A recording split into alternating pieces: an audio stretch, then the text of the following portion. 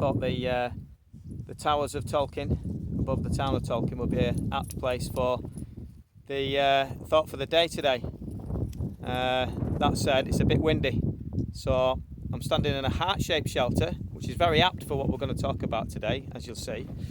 I'm going to pop this down here, which is a little bit more sheltered, and then you'll be able to hear me a little bit better. Because I want to talk about blood today. I'm going to talk about the sight of blood, the specifics of blood, and the salvation of blood. First of all, the sight of blood. You know, blood is a sign of life, isn't it? You know, if you test someone's pulse and it's beating away there, you know they're alive. But it can also be a sign of death as well. And, you know, the sight of blood causes many people to recoil for that reason, because it's a sign of death. And, you know, I recoiled myself this week at the horrific sight of my son with blood pouring from his mouth, as many of you know. But imagine what it must have been like for God the Father to see his one and only son with blood pouring down from him upon the cross. What about the specifics of blood? Well, we can have 4 different types: A, B, AB, and type O. And incidentally, if you type O, it's a good idea to have to give blood, to donate your blood, because it's the rarest, but it's the one that's can be universally used to treat people in transfusions. Of course, you get positive and negatives of those types as well. But talking about transfusions brings me to the third point: the salvation of blood. If you need a blood transfusion, if you've lost too much blood, a blood transfusion can save your life. And you know, there's a reminder there of just the power of blood.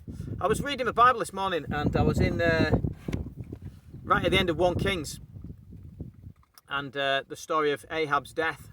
Ahab was king of Israel, and he got wounded in a battle as an arrow shot through a chink in his armour, and blood just gushed from him. So he died there in his chariot, and he brought his body back to Samaria. And there they were washing down the chariot, washing the blood off, and the blood and the water flowed down the streets. And you know, the sinful prostitutes of the town, of the city, came out of their houses and saw this water, and started to wash themselves, started to cleanse themselves in that water, which was also mixed with the blood of the king.